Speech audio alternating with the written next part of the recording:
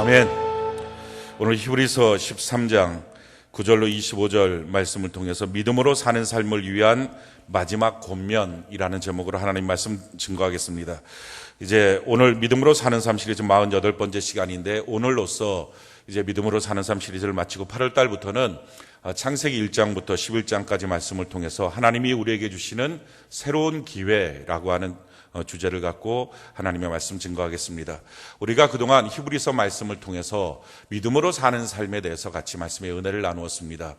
히브리서 말씀의 전체 강해를 마치면서 오늘 이제 마지막 시간이 됩니다. 믿음으로 사는 삶이라고 말할 때 그 말의 의미는 하나님이 주신 1%의 믿음을 갖고 나의 죄악된 99%의 본성을 예수님의 성품으로 바꾸어 가는 삶, 이것을 믿음으로 사는 삶이라고 말할 수 있습니다. 그러니까 이 1%의 믿음이라고 하는 것은 내 믿음이 아닙니다. 예수님의 믿음입니다. 사도행전 3장에 보면 예수님의 믿음을 내게 나누어 주셨다라고 말씀합니다. 내 믿음 갖고서는 내가 안 바뀝니다. 내가 믿습니다. 100번 1000번 말해도 내가 변화되지 않습니다. 그런데 믿어지는 믿음이라고 하는 이 예수님의 믿음, 이것이 살아있는 겨자씨와 같이 생명 있는 믿음인데, 이 믿음이 내 안에 들어오면 나를 변화시킵니다. 내 성품을 바꿉니다. 사람들이 아무리 노력해도 자기 자신 바꿀 수 없습니다. 그 삶의 지금 모습이 그가 노력한 최선의 삶입니다. 누가 인생 함부로 살지 않습니다. 다 조금 더 나은 삶을 위해서 애쓰고 노력합니다. 결혼하고 나면 더 힘을 씁니다. 그럼에도 불구하고 지금 나타나는 현상이 자기가 자기를 바꿀 수 있는 최선입니다. 그것 갖고는 안 됩니다. 내가 나를 못 바꾸고요, 예수님이 나를 바꿀 수 있습니다. 할렐루야. 그래서 예수 믿는 사람과 예수 믿지 않은 사람의 가장 큰 차이가 뭐냐? 똑같이 죄악된 본성 99%입니다. 그런데 예수 믿지 않는 사람은 1%가 비어있는 것입니다. 근데 예수 믿는 사람은 그 1%가 예수님의 믿음으로 채워진 것입니다. 요한계시록에 보면 사람의 숫자가 뭐냐? 666이라고 말합니다. 이 6이라고 하는 것은 성경은 7이라고 하는 숫자가 완전수인데, 그래서 7일 동안 하나님은 6일 동안 창조하시 7일째 안식을 취하셔서 이 7이라고 하는 수로 완전수를 만드셨는데, 완전수에서 하나 부족한 겁니다. 똑같은 사람처럼 보이지만 정말 중요한 1%, 그를 변화시킬 예수님의 믿음이 없는 것, 이것이 세상 사람이고요, 예수 믿는 사람은 똑같은 죄악된 본성, 실수투성이 이런 인생을 갖고 있다 할지라도 거기에 나를 변화시킬 생명 있는 예수님의 믿음, 이 1%가 있습니다. 이 1%의 예수님의 믿음이 내 삶을 바꾸어가는 것, 이것이 바로 믿음으로 사는 삶입니다. 우리가 흔히들 믿음의 영향력이라고 하는 말을 합니다. 근데 이 말을 할 때마다 우리가 착각하는 것은 내가 누구에게 믿음의 영향력을 줄까? 내가 어떤 세론에게, 내가 어떤 이웃에게, 또는 내 자녀에게, 내 배우자에게 내 갖고 있는 믿음의 영향력을 주자. 근데 그건 틀린 말입니다. 믿음의 영향력이라고 하는 것은 내 안에 들어온 예수님의 그 1%의 믿음이 나의 99%의 제약된 성품을 지금 얼마나 바꾸어 가고 있느냐, 이게 믿음의 영향력입니다.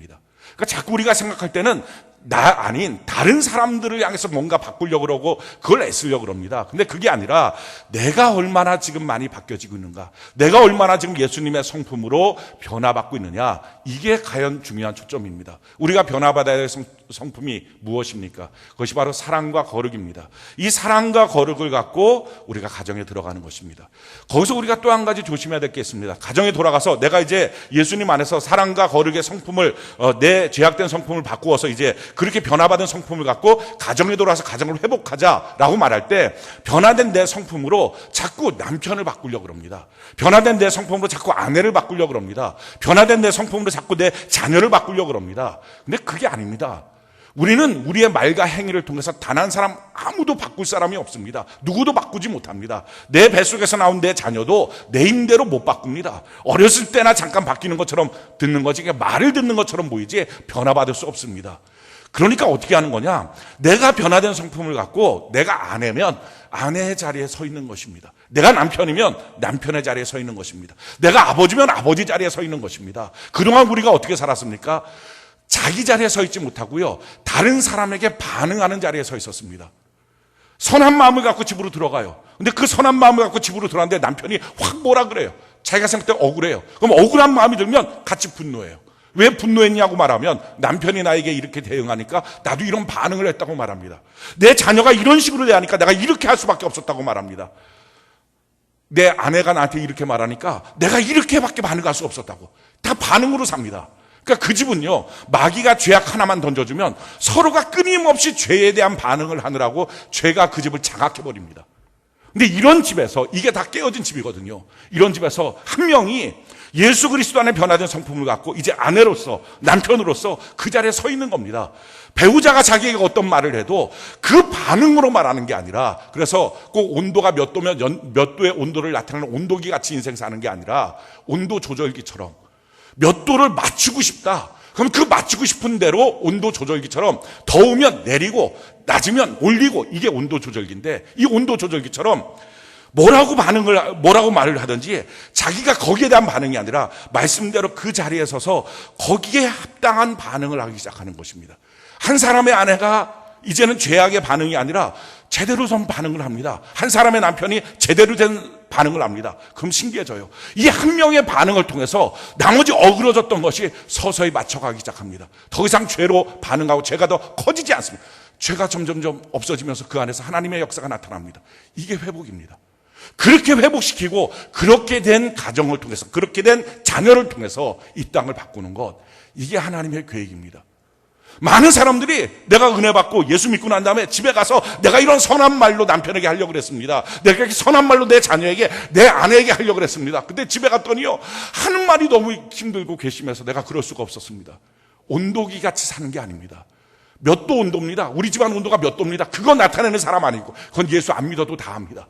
그건 성령 안 받아도 다 하고요. 말씀 공부 안 해도 그건 누구나 다 합니다. 그게 아니라 온도 조절기처럼 몇 도가 됐든지 상관없이 그 온도가 너무 집이 높으면 낮추는 사람, 낮으면 높이는 사람. 하나님, 내가 아내로서, 남편으로서 내가 그 자리에 있겠습니다. 뭐라고 얘기해도 나는 말씀 안에서 말씀으로 반응하겠습니다. 이렇게 되도록 교회 안에서 내가 연단을 받고 훈련하겠습니다. 그런 한 사람 한 사람을 키워가는 것, 이게 교회입니다. 그렇게 될 때 온전한 가정이 이루어질 수 있습니다. 사랑하는 성도 여러분, 이게 믿음으로 사는 삶입니다.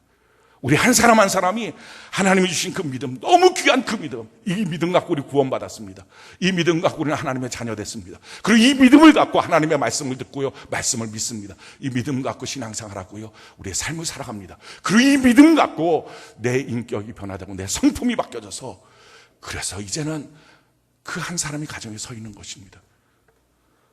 어그러지지 않는 한 사람만 그 가정에 서 있어도요, 그냥 맞물려서 톱니바퀴처럼 죄로 핑핑핑 돌아갔던 가정이 서서히 멈췄습니다. 그 한 사람이 그걸 멈춰 세우는 거예요. 그 한 사람한테 어떤 반응이 가도 죄로 반응하지 않으니까 죄가 점점 소멸하기 시작합니다. 이게 가정 회복입니다. 그래서 가정 회복을 하는 믿음의 사람은요, 남 탓하지 않습니다. 아내가 이렇다고 내가 이런 가정에서 어떻게 회복하냐고, 남편이 이렇다고 내 자녀가 이렇다고 그런 말 하지 않습니다. 내가 어떻게 세워질 수 있는가. 셀도 마찬가지입니다. 그 셀이 어떻게 세워지냐, 한 사람이 정답 같은 반응을 하기 시작할 때 그 셀이 바뀌어집니다. 그래서 남 탓하지 않고 변명하지 않습니다. 이게 믿음의 길입니다. 이런 믿음의 사람을 치유하고 회복하고 훈련하는 것이 하나님의 교회를 세운 목적입니다. 자, 그렇다면 우리가 이 믿음의 길을 걸어가야 되는데, 이 믿음의 길을 걸어가는 데 있어서 오늘 성경이 우리 히브리서 믿음으로 사는 삶에 대해서 쭉 말씀하시고 마지막에 권면하는 말씀이 무엇인지 우리는 귀담아 드려야 됩니다. 우리가 이 믿음으로 사는 삶을 살 때 실패하지 말라는 것입니다. 중간에 포기하지 말라는 것입니다. 끝까지 성공해야 된다는 것입니다. 그렇다면 그러기 위해서 오늘 하나님이 우리에게 주시는 권면이 무엇입니까? 세 가지 권면을 우리에게 말씀합니다. 제일 첫 번째 권면은요, 예수님과 함께 고난을 받으라 하는 것입니다. 우리들은요, 고난보다는 축복을 원합니다. 우리들은요, 좁은 길보다는 넓은 길, 편안한 길을 원합니다.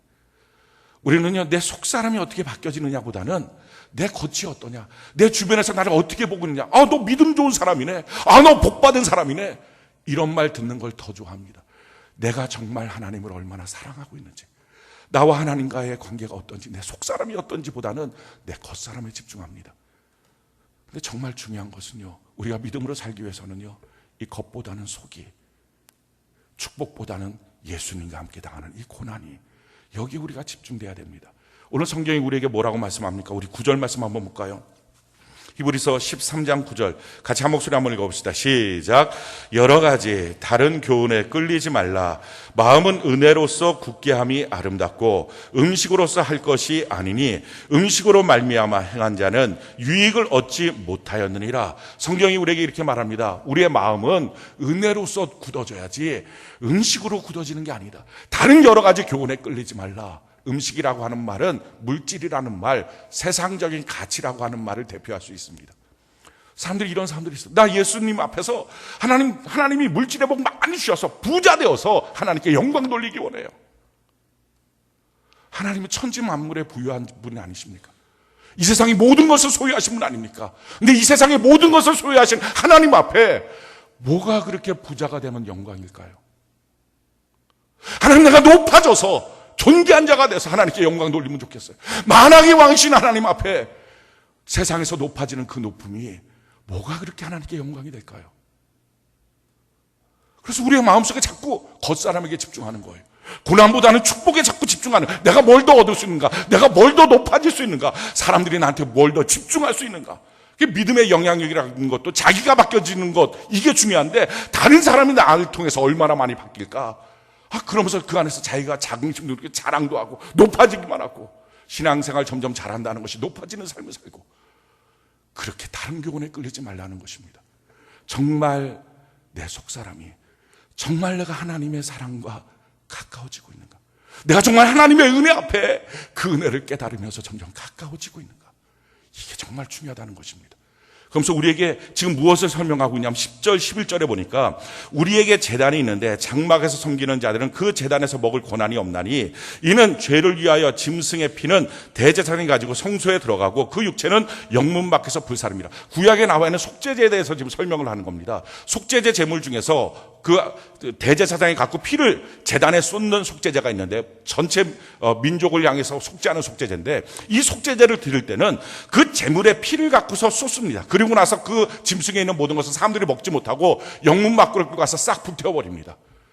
그 사건을 지금 예수님의 십자가의 사건으로 설명을 합니다. 예수님의 십자가는 우리의 모든 죄를 속죄한 사건이다 라고 말하면서 뭐라고 말씀하냐, 12절을 보니까 그러므로 예수도 자기 피로서 백성을 거룩하게 하려고 성문 밖에서 고난을 받으셨느니라. 왜 예수님께서 예루살렘 밖으로 나가셔서 골고다 언덕에 올라가서 십자가에 못 박혀 죽으셔야 했느냐, 이유는 예수님이 바로 모든 인류를 향한 속죄 제물이었기 때문이다 라는 것입니다. 그래서 예수님이 그 십자가에서 온 몸을 다 찢고 온 피를 다 쏟아서 거기서 죽으신 것이다 라는 것입니다. 왜 이렇게 죽으셨는가? 12절에 보니까 백성을 거룩하게 하려고, 죄로부터 깨끗하게 만들고 정결케 하고 거룩하게 하나님이 쓰시는 자로 만들기 위해서 이렇게 하신 것이다 하면서 13절에요. 그런즉 우리도 그의 치욕을 짊어지고 영문 밖으로 그에게 나아가자. 그런즉 우리도 예수님의 치욕, 예수님의 고난을 짊어지고 예수님의 고난에 동참해야 된다, 이걸 말씀합니다. 예수님께서 고난 받으신 이유는 우리를 거룩하게 하기 위해서, 그래서 우리에게 거룩을 주셨어요. 그래서 주신 그 거룩으로 내 삶이 거룩해져야 됩니다. 깨끗해져야 됩니다.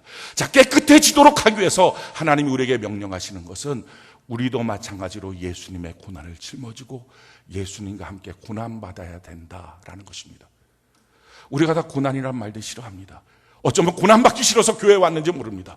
좀 교회에 와서 내가 안전해지고 내가 좀 더 잘 살고 내가 좀 더 높아지고 이런 이유 때문에 교회를 나왔는지 모릅니다. 그런데 성경은 우리에게 이렇게 명령합니다. 예수님과 함께 고난받을 각오가 있어야 이 믿음으로 사는 삶을 살아갈 수 있다는 것입니다. 왜 고난이 우리에게 필요합니까? 왜 하나님이 하나님의 사랑하는 자녀들에게 고난을 구태워 주시려고 합니까? 이유가 이거예요. 베드로전서 4장 1절로 3절에 보니까 그리스도께서 이미 육체의 고난을 받으셨으니 너희도 같은 마음으로 갑옷을 삼으라. 이는 육체의 고난을 받은 자는 죄를 그쳤습니다. 이것 때문에 고난을 주시는 거예요. 사람이 돈이 많아요. 그 돈을 갖고 술집 가서 술 퍼먹고 향락 엉뚱한 짓 하고 세컨드 만들고 이 집 저 집 만들고 그렇게 타락하는 거예요. 근데 그 사람한테 어느 날 물질의 고난이 다가와요. 가난해졌어요. 돈이 없어요. 뭐 당장 어디 나가서 쓸 돈도 없어요. 그러면 더 이상 죄를 짓고 싶어도 지을 수가 없어요. 죄 짓지 않는 습관으로 자기를 바꾸는 거예요. 죄는요 습관이에요. 그 시간 되면 그 짓을 하는 거예요. 그게 습관이라서. 담배 피는 거 그 시간 되면 나가서 피는 거예요. 술 먹는 거 그쯤 되면 나가서 술 먹는 거예요. 그게 꼭 자기 몸에 그게 필요해서가 아니고요. 그게 습관, 시간의 습관이라서. 근데 그 시간의 습관을 바꿀 수 있는 것, 고난이 밀려오면요, 하고 싶어도 할 수 있는 물질이 없어요. 그러면 습관이 바뀌어요. 그 시간을 다른 시간으로 채우기 시작해요. 몸에 병이 들어요. 감당할 수 없는 병이 생겨요. 그럼 전에는 자기 몸 갖고 자기가 최고인 줄 알고 다른 사람 병든 사람 보면서 아이고 얼마나 병들어, 죄졌으면 병들었을까 막 이렇게 교만하게 굴었던 사람이 자기가 병들고 나면 하나님 앞에 엎드려요. 하나님 너무 아파요. 너무 힘들어요. 그리고 작은 질병 하나 앞에서도 꼼짝 못하고 그 질병 앞에서도 자기 신앙 흔들리는 자기 모습 보면서 나는 정말 보잘것없는 사람이라고 고백해요. 내가 죄인이라고. 인간관계 헝클어 놓으면 헝클어진 가정 헝클어진 문제 앞에서요 사람이 쩔쩔매요. 쩔쩔매면서 하나님 앞에 엎드리는 거예요. 눈물을 흘리는 거예요. 그렇게 펑펑 하나님 앞에 눈물을 흘리면서 나는 주님밖에 없다고 그렇게 울고 있으면요 주님께서 오셔서 그 눈물 닦아주시고 그러고 나서 거룩의 옷을 입혀주세요. 습관을 바꾸는 거예요. 아무리 결심해도 또 죄를 짓는 것은요 그 시간이 또 찾아와서 그래요. 근데 고난이 다가오면요 시간에 대한 습관이 바뀌어버려요. 그것 때문에 하나님이 성도들에게 너무 안타깝지만 고난을 주시는 거예요. 그래서 성경이 이렇게 말해요. 그 후로는 다시 사람의 정욕을 따르지 않고 하나님의 뜻을 따라 육체의 남은 때를 살게 하려 함이라. 너희가 음란과 정욕과 술 취함과 방탕과 향락과 무법한 우상 숭배를 하여 이방인의 뜻을 따라 행한 것은 지나간 때로 족하니라. 우리가 예수 믿기 전에 충분히 다 죄짓지 않았습니까? 우리가 구원받기 전에 충분히 다 죄짓지 않았습니까? 예수 믿고 교회 나오고 찬양하고 예배드리면서 또다시 죄를 짓는다면 얼마나 우리 주님이 안타까워할까요? 그러니까 여전히 교회를 나오는데 예배를 드리는데 하나님을 찬양함에도 불구하고 우리의 육신의 본성이 너무 강해서 우리가 그 시간을 이기지 못하니까, 그 시간을 채우지 못하니까. 그래서 교회에서 끊임없이 가르쳐주는 것은 예배드리자고 큐티하자고. 왜 이걸 강조합니까? 그 죄악된 시간을 채우라는 거예요. 좋은 걸로, 성령으로 봉사하라고. 교회 안에서 그걸 통해서 자꾸 채우라는 거예요. 셀 예배 드리라고. 왜 그렇게 강조합니까? 그 시간을 채우라는 거예요. 그래서 그 죄악된 시간들을 자꾸 하나님의 선한 것들을 채우는 것, 그래도 변화되지 않는 내 모습 때문에 우리 주님은 고난을 주셔서 죄악의 습관들을 끊도록 만드시는 것, 이게 하나님의 방법이에요. 그래서요 예수 믿으면서 고난이 다가올 때 놀라지 마십시오. 왜 이런 것들이 생겼나? 그렇게 말하지 마십시오. 성경이 이렇게 말합니다. 베드로전서 4장 12절로 14절에 사랑하는 자들아, 너희를 연단을 하려고 오는 불시험을 이상한 일 당하는 것 같이 이상히 여기지 말고 오직 너희가 그리스도의 고난에 참여하는 것으로 즐거워하라. 이는 그의 영광을 나타내실 때 너희로 즐거워하고 기뻐하게 하려 함이라. 너희가 그리스도의 이름으로 치욕을 당하면 복이 있는 자로다. 영광의 영 곧 하나님의 영이 너 위에 계십니다. 그래서요 예수 믿는데 고난이 다가왔을 때 예수 믿었는데 왜 내 가정이 이렇게 갈등이 생겼어요? 왜 예수 믿는데 내 몸에 병이 생겼어요? 예수 믿는데 왜 내 삶에 이런 가난이 밀려왔어요? 왜 이런 문제가 생겼어요? 예수 믿으면 더 잘 돼야 되잖아요. 맞습니다. 예수 믿으면 더 잘 돼야 됩니다. 그런데요 정말 더 잘 되기 위해서, 의로운 부자 되기 위해서, 경건한 백성 만들기 위해서 우리 죄의 성품들, 죄악의 습관들, 그 시간들을 바꾸려면 우리에게 찾아오는 고난이 있다고요. 근데 그 고난이 있을 때 그래요 주님, 이 고난으로 말미암아 내 죄가 끊어지기 원합니다. 불같은 고난의 시험 가운데 나의 죄악의 본성들이 끊어지기 원합니다. 하나님 앞에 엎드려서 눈물을 흘리면서 그래도 하나님 이 고난의 때를 조금 감해 주실 수는 없나요? 너무 힘드네요. 그렇게 울고 있는 그 사람 우리 주님 찾아가서 손잡아 주시고 눈물 닦아 주시고 거룩의 옷을 입혀 주셔서 정결한 그리스도의 백성으로 만들어 주시는 겁니다. 그런데요 우리가 예수 믿으면 이런 생각을 합니다. 어느 정도 처음에는 고난을 받다 그 다음부터는 평생 좋은 일만 생길 거야. 아니요. 믿음으로 살기 위해서 우리가 반드시 알아야 될 것은요 평생 고난이 있어요. 우리가 그 사실을 분명히 알아야 됩니다. 그런데 고난의 성격이 달라져요. 처음에는 내 죄 때문에 고난을 받아요. 내 죄진 거 이런 것들을 처리하고 없애기 위해서 고난을 받아요. 근데 그 다음에는 선을 행하면서 애매히 받는 고난이 있어요. 이게 값이 있는 거예요. 성경이 이렇게 말합니다. 베드로전서 2장 19절 21절에 부당하게 고난을 받아도 하나님을 생각함으로 슬픔을 참으면 이는 아름다우나 죄가 있어 매를 맞고 참으면 무슨 칭찬이 있으리요. 그러나 선을 행함으로 고난을 받고 참으면 이는 하나님 앞에서 아름다우니라. 이를 위하여 너희가 부르심을 받았으니 그리스도도 너희를 위하여 고난을 받으사 너희에게 본을 끼쳐 그 자체를 따라오게 하려 하시오. 성경이 뭐라고 말합니까? 우리가 선을 행하면서 받는 고난의 삶을 살기 위해서 예수님이 우리를 부르셨다는 거예요. 내가 왜 예수님 앞에 부르심을 받았는가? 내가 왜 성도가 되었는가? 예전에는 내 마음대로 살았어요. 죄짓고 살았어요. 그러다가 얻어 터지고 망가졌어요. 근데 예수 그리스도 안에서 우리가 변화돼서 이제 죄로 말미암아가 아니라 선을 행하면서 고난받는 거룩한 백성 만들기 위해서 우리를 불러주셨다는 거예요. 처음에는 죄 때문에 고난받습니다. 교회 나와서요. 처음에는요, 사실 고난도 없어요. 처음에는요, 예수 믿는 것이 행복해요. 그러다 조금만 지나면요, 가정이 막 흔들려요. 물질 문제가 흔들려요. 또 내 육체에 어떤 문제들이 막 생기기 시작해요. 드러나기 시작해요. 그걸 통해서 하나님 우리를 고치시는 거예요. 당황하지 마십시오. 그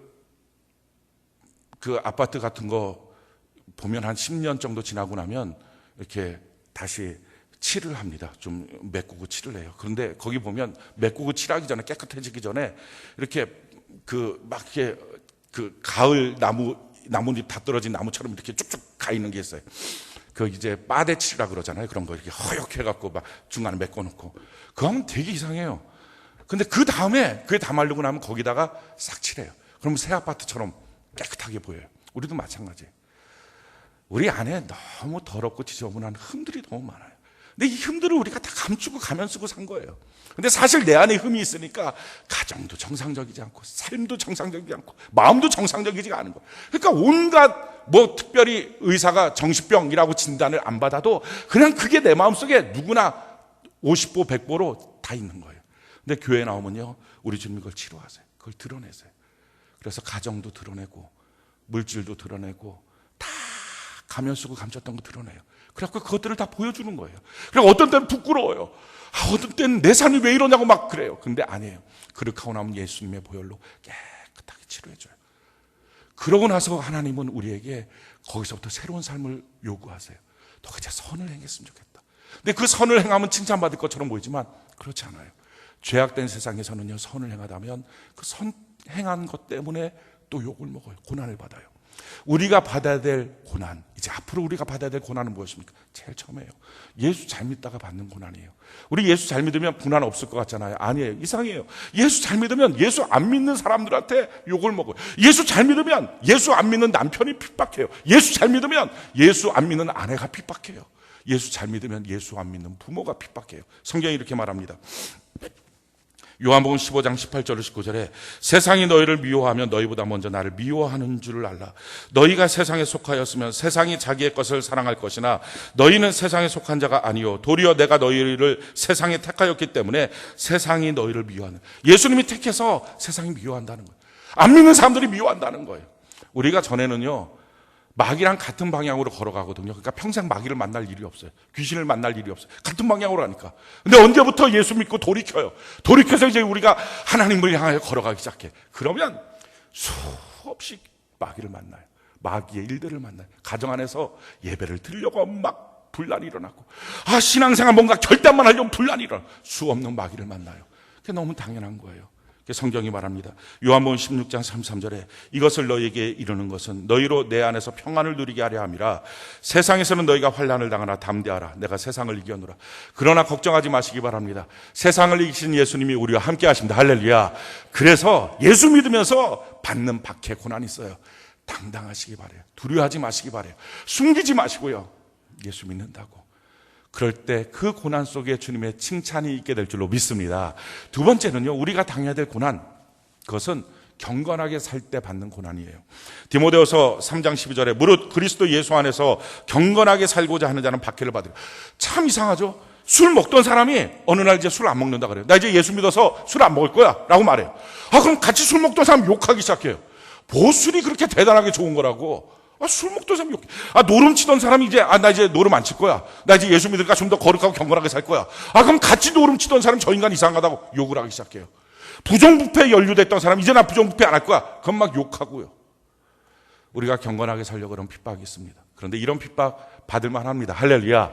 예수님의 칭찬이 있게 될 줄로 믿습니다. 우리가 세 번째 받아야 될 고난, 어떤 고난입니까? 디모데후서 4장 5절에 보니까 그러나 너는 모든 일에 신중하여 고난을 받으며 전도자의 일을 하며 내 직무를 다하라. 전도하는 일을 통해서 고난이 있습니다. 평상시 얘기하면 막 즐겁게 얘기하다가 예수 얘기하면 얼굴이 확 바뀌어요. 세상 사람들. 참 신기해요. 그게 당연한 거예요. 그러면서 고난을 받아요. 그래도 여기 교화에 있는 분들은요, 신사적이에요. 전도지 들으면, 네, 됐습니다. 이렇게 그냥 가요. 저기, 수유리는요, 제가 살았던 그 수유리는, 전도하면 얼굴에 침을 뱉어요. 별 사람들 꾸정물 집어 던지는 사람도 있고요. 그런데 받을만해요.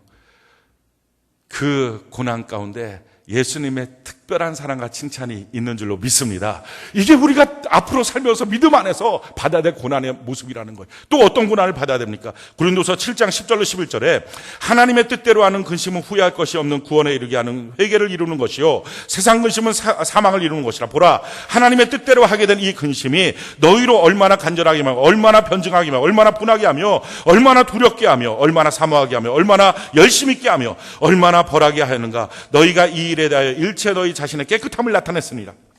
우리 이 땅에는요, 근심이 두 종류의 근심이 있습니다. 세상 근심 있고 하나님이 주시는 근심이 있어요. 세상 근심은요, 백해 모이게 해봤자 소용없어요. 이거는요, 사망에 이르는 거예요. 근데 하나님 주시는 근심이 있어요. 이건 뭐냐면은 말씀을 듣다가 말씀을 보다가 그게 내 안에 부딪혀요. 부딪혀갖고 말씀 갖고 힘들어해요. 그 말씀을 적용하려고 할 때 막 힘겨워요. 왜 힘겹습니까? 내 고집이 있으니까. 내가 살았던 스타일이 있으니까 요걸 바꾸려고 애를 쓰는 거예요. 근데 그 바꾸려고 애를 쓰는 것이 남들이 모르는 내 안에서만 일어나는 고난이에요. 근데 그 고난 받을 만하다는 거예요. 그렇게 해서 자기 안이 좀 바뀌어져야 된다는 것입니다. 놀라운 사실은요, 하나님이 우리에게 말씀으로 전쟁을 걸어와요. 씨름을 걸어와요. 너 이렇게 해라. 근데 내 마음이 그걸 싫어하는 거예요. 그게 씨름을 걸어온 거예요. 싫어하고 막 이래요. 근데 하나님 또 말씀하시고 또 말씀하시고 계속 싫어해요. 그런데 싫어하는데 그게 부담이 돼요. 근심이 돼요. 그렇게 해야만 할 것 같아요. 근데 하기는 싫어요. 이 싸움을 해요. 근데 사랑하는 성도 여러분, 이 싸움에서 반드시 여러분들이 지셔야 돼요. 하나님이 걸어오는 싸움에서 내가 이기면요, 영적 전쟁에 내가 지고요, 내가 지면 영적 전쟁의 승리예요. 하나님이 야곱한테 야복강에서 씨름을 걸어왔어요. 씨름을 막 해요. 근데 씨름을 하다가 야곱이 졌어요. 한도뼈가 부러졌어요. 이게 게임 오버예요. 그렇게 지고 나니까 하나님이 물어봐요. 너 이름 뭐냐? 야곱입니다. 그동안 이기려고 애썼던 야곱은요, 자기가 이기려고 할 땐 야곱이에요. 환난자예요. 핍박자예요. 속이는 사람이에요.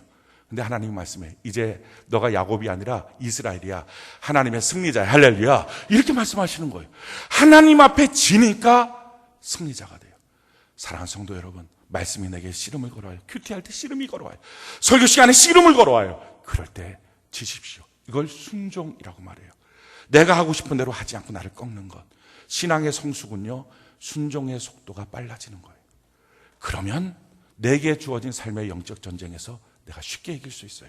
다섯 번째, 우리가 당해야 될 고난, 기뻐할 고난이 뭡니까? 그건 교회 일꾼으로서 받아야 될 고난입니다.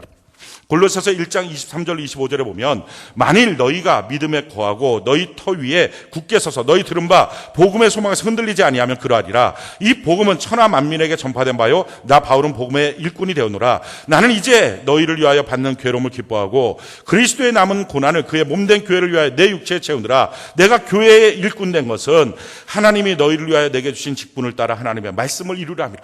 주의 몸된 교회 안에서 봉사하고 섬기면서 받는 고난입니다. 이 고난은요, 받을 만한 고난이, 칭찬받는 고난이에요. 근데 이 고난은요, 우리 성가대 같은 경우 9시에 와요. 일찍 나와서 내가 연습하니까, 다른 사람보다 일찍 나와서 연습하니까 받는 것, 이 고난. 그런 고난이 아니에요. 내가 찬양하면서 목을 쓰니까 받는, 이런 고난이 아니에요. 헌금위원으로 남들보다 좀 쓰고 하니까, 이런 고난이 아니에요. 여기 성경이 말하고는 교회 일꾼된 고난은, 교회 일꾼은 뭐 하는 사람이냐? 그리스도에 남겨진 고난을 내게 채우는 거거든요. 어떻게 채우느냐? 25절 보니까, 내가 교회 일꾼 된 것은 하나님이 너희를 위하여 내게 주신 직분을 따라 하나님의 말씀을 이루려 함이라. 이게 교회 일꾼이거든요. 그러니까 교회 어떤 봉사든 어떤 일꾼이든 간에 해야 될 것은, 내가 성가대하면 노래를 잘 불러야지, 그게 아니고요. 노래를 잘 부르는 일을 통해서 뭘 합니까? 하나님이 오늘 내게 주신 말씀, 이번 주에 주신 말씀, 큐티의 말씀, 그 말씀을 이루어가는 거예요. 말씀을 이루는 것. 교회 청소하는 것, 그냥 청소 얼마나 열심히 잘했느냐. 그게 아니라 이루어가는 것. 식당 봉사, 그 식당 봉사가 아니라 그걸 얼마나 이루어가고 있느냐. 이거예요. 그래서 중요한 것은 교회 일꾼 되기 전에 반드시 먼저 해야 될 게 있어요. 23절에 보니까 하반절에 나 바울은 이 복음의 일꾼이 되었노라. 복음의 일꾼, 말씀의 일꾼이어야 교회 일꾼 됩니다. 우리 교회는요, 특별히 셀장, 교사, 팀장들은 반드시 예배 성공자가 돼야 되고 반드시 큐티해야 된다고 말합니다. 왜? 그 말을 하느냐?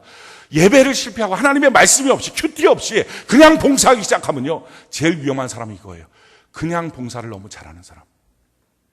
너무 위험해요. 왜 위험하냐? 그렇게 봉사를 잘하면 뭐가 생길까요? 자기도 모르는 사이에 자기의 업적이 보여요. 자기가 잘했다는 생각이 들어요. 그래서 자기가 스스로 높아져요. 공로주의가 돼요. 그러다 보니까 어느 순간 누군가와 부딪히면요, 나는 잘못 하나도 없는데 저 사람 때문에 내가 힘들다고. 그래서 사람을 미워해요. 거기서 시험 들어요. 심지어는 리더를 미워하고요, 교회를 미워해요. 그래서 교회를 옮겨요. 봉사다가 얼마나 많은 사람들이 번아웃되고, 봉사다가 얼마나 많은 사람들이 스스로가 사람들 때문에 시험 들고, 같이 봉사했던 사람들 미워하고 교회를 떠나는 사람들이 있는지 몰라요. 이유가 뭔지 아십니까? 그냥 일만 하니까. 그러니까 자기가 높아지니까. 일하는 게 아니고요, 그 일을 통해서 오늘 내게 주신 말씀을 지금 적용하고 있느냐. 그래서 온유와 겸손을 배우는 거예요. 그 말씀을 적용하기 위해서 애쓰고 있는 자기만 아는 고난. 그래서 일찍 와서 있는 거 고난도 아니고요, 하나님이 건강 주셨으니까 하는 건데 그걸 뭘 고난이라 그러겠습니까? 하나님 앞에 헌금 드리는 거, 하나님이 물질 주셨으니까 드리는데 그걸 뭘 고난이라 그러겠습니까? 그러니까 그건 고난이 아니고요, 남들이 모르는 자기 안에서 일어나는 내적인 전쟁 속에서 느껴지는 고난, 이 고난이에요. 사랑하는 성도 여러분, 우리가 이런 고난들을 받게 될 때 하나님의 상급과 하나님의 칭찬이 우리에게 있게 될 줄로 믿습니다. 우리의 삶 속에요, 죄로 말미암아 이제 고난받지 말고요, 죄를 끊기 위한 고난이 아니라 하나님 안에서 선을 행하기 위하여 받게 되는 고난으로 우리가 더욱더 성숙해지는 은혜가 있기를 바랍니다. 두 번째, 하나님이 우리에게 요구하시는 것, 그것은 바른 예배를 드리라 하는 거예요. 우리 신앙생활에 예배는요, 하나님과의 만남이에요. 그래서 하나님과의 교제의 핵심입니다. 내가 하나님과 어떤 친밀한 교제를 나누느냐의 핵심은요, 바로 예배에 있어요. 그래서 이 예배는요, 하나님을 만나는 시간이기 때문에 하나님을 존중하는 시간이에요. 하나님을 하나님으로 인정해 드리는 시간이에요. 그래서 예배는요, 내용도 중요하고 형식도 중요해요. 그래서 예배 시간 늦지 말라는 거예요. 왕이신 하나님을 만나는데 내가 예배 시간 마누리 함부로 여기면 안 된다는 거예요. 예배를 패하거나 예배 시간 내 마음대로 행하거나 그거 하지 말라는 거예요. 왕이신 하나님, 그분을 왕으로 인정해 드리는 시간, 이게 바로 예배예요. 이게 바로 바른 예배자예요. 자, 그러면 누가 이런 예배를 드릴 수 있습니까? 오늘 성경이 이런 예배를 드릴 수 있는 사람의 조건을 우리에게 말하고 있어요. 14절 같이 한번 볼까요? 14절, 히브리서 13장 14절 같이 한번 목소리 시작. 우리가 여기에는 영구한 도성이 없으므로 장차 올 것을 찾나니. 이 땅에는 영구한 도성이 없다는 거예요. 이걸 아는 사람이 바른 예배자가 돼요. 이 땅에는요, 영원한 게 없어요. 그래서 이 땅에서 돈으로 영원하게 뭔가 내가 살려고 돈을 벌려고 애쓰고, 직장에서 높아지려고 애쓰고, 뭔가 자기가 더 높아져, 이거 합격하려고 저거 이루려고 그렇게 애쓰는 것, 그 높아지는 것, 그거 영원한 거 아니다. 내 남편, 내 아내, 부모, 자녀 영원한 거 없다는 거예요. 이걸 알면 참된 예배자가 돼요. 성경이 우리에게 이렇게 말합니다. 요한일서 2장 15절로 17절에 이 세상이나 세상에 있는 것들을 사랑하지 말라. 누구든지 세상을 사랑하면 아버지의 사랑이 그 안에 있지 아니하니 이는 세상에 있는 모든 것이 육신의 정욕과 안목의 정욕과 이생의 자랑이라. 다 아버지께로부터 온 것이 아니요 세상에서 온 것이라. 이 세상도 그 정욕도 지나가되 오직 하나님의 뜻을 행하는 자는 영원히 거하느니라. 지나가는 거예요. 눈에 남편밖에 없어. 지나가는 거예요. 아내, 자녀, 돈 지나가는 거예요. 이게 영원한 내 삶의 중심이라고 말하지 마십시오. 결국은 없어지는 거예요. 영원한 건 하나님 한 분이에요. 이 사실을 알 때부터 예배 드려요. 근데 이 사실을 모르면요, 항상 급한 일, 바쁜 일, 내 삶의 중요한 일 때문에 예배를 늦거나 예배를 패해요. 그래서 온전한 예배자가 되지 못합니다. 사랑하는 성도 여러분, 다 지나가는 거. 여기에 집중하지 말고 하나님 앞에 집중하십시오. 우리가 오늘 이 시간 온전한 예배를 드리고요, 우리 다음 주 예배에 더 성공하기 위해서 필요한 조건이 있어요. 그것은 우리의 삶이 하나님 앞에 드리는 삶의 예배자가 돼야 돼요. 우리의 삶이 어떤 예배자가 돼야 됩니까? 오늘 15절 우리 같이 한번 읽어볼까요? 15절 같이 한 목소리 시작. 그러므로 우리는 예수로 말미암아 항상 찬송의 제사를 하나님께 드리자. 이는 그 이름을 증언하는 입술의 열매니라. 우리가 입술의 제사를 드려야 됩니다. 입술의 제사라는 것은요, 찬송하는 제사. 이것은 노래 부르며 살라 이 얘기가 아니라요, 찬송하는 그런 입술로 쓰라는 것입니다. 야고보서 3장 9절로 11절에 이것으로 우리가 주 아버지를 찬송하고 또 이것으로 하나님의 형상대로 지음받은 사람을 저주하나니 한 입에서 찬송과 저주가 나오는도다. 내 형제들아 이것이 마땅하지 아니하니라. 샘이 한 구멍으로 어찌 단물과 쓴물을 내겠느냐. 우리가 이 시간 주님을 찬양해요. 주님 앞에 감사하다고 말해요. 그렇게 말해놓고 집으로 돌아가서 사람들을 욕해요. 형제를 욕해요. 가족을 욕해요. 그렇게 하지 말라. 우리의 입술이 욕하는 입술 되지 말고 칭찬하는 입술, 축복하는 입술, 사랑하는 입술, 정직한 입술. 그렇게 살 때요, 우리가 다음 주 예배는 더 성공적인 예배가 됩니다. 두 번째 우리에게 요구하시는 게 있어요. 16절 볼까요? 오직 선을 행함과 서로 나누어 주기를 잊지 말라. 하나님은 이 같은 제사를 기뻐하시나. 두 번째 우리의 삶의 제사는요, 나눔의 제사예요. 선을 행하는 것과 나눔은 같이 가는 거예요. 내게 주신 물질, 내게 주신 시간은요, 나를 위해서 다 쓰는 게 아니고요, 남을 위한 것이 있어요. 하나님을 위한 것이 있어요. 그걸 나누는 것, 그럴 때 우리의 욕심이 없어집니다. 자, 세 번째요. 첫 번째는 우리의 삶 속에 예수님과 함께 고난받는 것. 이 사실을 알면 신앙생활 하면서 요동치지 않습니다. 믿음의 삶 끝까지 믿음으로 살 수 있습니다. 두 번째, 참된 예배자로 한번 하나님 앞에 서 있자. 이럴 때 우리가 이 믿음의 삶에 성공할 수 있습니다. 마지막 세 번째는요, 영적 리더를 소중히 여겨야 된다 하는 것입니다. 신앙생활 누구도 혼자 하지 못합니다. 누군가를 통해서 말씀을 듣고요, 누군가를 통해서 지도함을 받고요. 그래서 신앙생활 자라나고 성숙할 수 있습니다. 한 리더십이 세워지기 위해서는요, 반드시 리더십 전에 팔로우십이 먼저 있는 거예요. 성경이 이렇게 말합니다. 여호수아 1장 1절에 보니까 여호와의 종 모세가 죽은 후에 여호와께서 모세의 수종자 눈의 아들 여호수아에게 말씀하여 이르시되, 모세가 죽고 난 다음에 누구를 하나님이 찾아가시느냐? 모세의 수종자 여호수아를 찾아갑니다. 그러니까 한 사람의 리더로 세워지기 위해서는요, 모세를 수종했던, 모세를 팔로우했던 이 여호수아를 찾아가서 그를 리더로 세웁니다. 올해 말까지 이제 우리 교회 셀장님들을 한 5분 정도 더 추가로 세우려고 합니다. 셀장님들한테 그랬어요. 순종하는 사람을 세워야 된다고, 성품 좋은 사람 세워야 된다고 말씀드렸어요. 그래서 거기서 말하는 순종은요, 저한테 순종이 아니에요. 주님 앞에 순종도 아니고요, 셀장한테 순종하는 사람이에요. 왜냐하면 셀장한테 제대로 순종하는 사람이 제대로 된 리더십을 발휘할 수 있어요. 자기에게 세운 자기 바로 영적 리더도 자기가 들이받고 반골기질 있고, 어떻게 또 다른 사람들을 다 자기 같은 사람들 만들어 놓지 않겠습니까? 그러면 교회가 셀이 얼마나 이게 시끄러워지겠습니까? 그러니까 그렇게 잘 순종하는 사람, 이런 사람들로 우리가 세워져야 된다. 맞아요. 이게 하나님의 원칙이에요. 근데 우리가 이런 생각들을 갖고 있어요. 하나님이 내게 직접 말씀하시면 내가 순종할게요. 근데 성경이 이렇게 말합니다. 여호수아 11장 15절에 여호와께서 그의 종 모세에게 명령하신 것을 모세는 여호수아에게 명령하였고, 여호수아는 그대로 행하여 여호와께서 모세에게 명하신 모든 것을 하나도 행하지 아니한 것이 없었더라. 우리는요, 내가 직접 하나님의 말씀을 들으면 내가 순종할게요.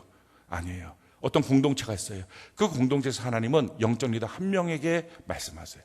그럼 그 말씀을 그 사람이 다른 사람에게 전달하는 거예요. 근데 그 전달할 때 그것을 사람의 말로 받는 게 아니라 하나님이 내게 주시는 말씀으로 받고 그대로 준행하면 하나님이 그 공동체를 향한 명령이 다 순종되는 거예요. 가정 안에서도 영적 가정이 있어요. 그 영적 가정을 통해서 하나님 말씀하실 때 그걸 다 순종하는 거예요. 교회 안에서도, 공동체 안에서도, 셀 안에서도 있다고요. 그걸 잘 따라가는 것. 우리의 각 지역마다 셀이 있고요, 봉사하는데 팀장이 있습니다. 그렇게 잘 순종하는 거. 오늘 성경이 우리에게 이렇게 말해요. 17절 한번 볼까요? 너희를 인도하는 자들에게 순종하고 복종하라. 그들은 너희 영혼을 위하여 경성하기를 자신들이 청산할 자인 것 같이 하느니라. 그들로 하여금 즐거움으로 이것을 하게 하고 근심으로 하게 하지 말라. 그렇지 않으면 너희에게 유익이 없느니라. 셀장님들한테 가끔 물어봐요. 어떤 분이 6개월 동안에 가장 기억에 남는 성숙을 이루신 분입니까? 막 너무 기쁨으로 얘기해요. 가끔 셀장님한테 또 물어봐요. 혹시 눈물 흘리게 하시는 분은 또 누가 있습니까? 그럼 센장님도 잘 얘기 안 해요. 저도 잘 들으려고 하지 않아요. 괜히 들었다가는 제가 우리 성도님들 한 분 한 분 놓고 기도할 때 기도에 걸림이 될까봐 이 얄미운 놈 이럴까봐 제가 잘 안 물어봐요. 그런데요, 자기에게 주어진 리더 눈물 흘리게 하지 말라고요. 즐거움으로 그 사역을 하게.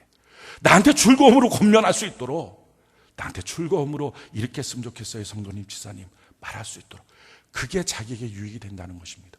자, 그 다음에 또 한 가지 권면이 뭡니까? 18절에 보니까 우리를 위하여 기도하라. 우리가 모든 일에 선하게 행하려 하였으므로 우리에게 선한 양심이 있는 줄 확신합니다. 기도해 주는 것입니다.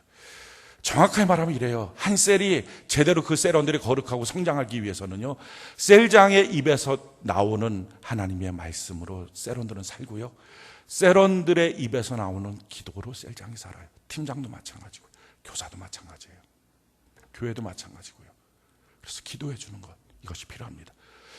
우리가 마지막 믿음으로 성공하기 위해서 끝까지 믿음으로 살기 위해서 세 가지가 필요해요. 고난받는 것, 그냥 기뻐하면서, 대신에 왜 고난받는지를 점검해 보는 거예요. 내가 선을 행하다 고난받았으면 좋겠다고 하나님 앞에 구해보는 거예요.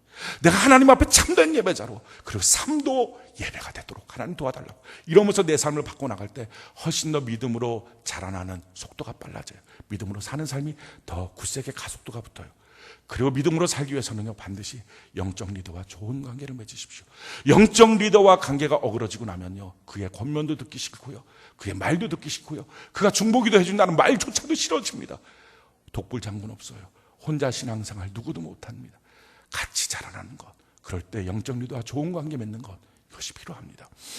마지막 성경이 우리에게 믿음으로 사는 삶을 위해서 이런 말씀을 주십니다. 우리 20절 21절 우리 같이 한번 읽어볼까요?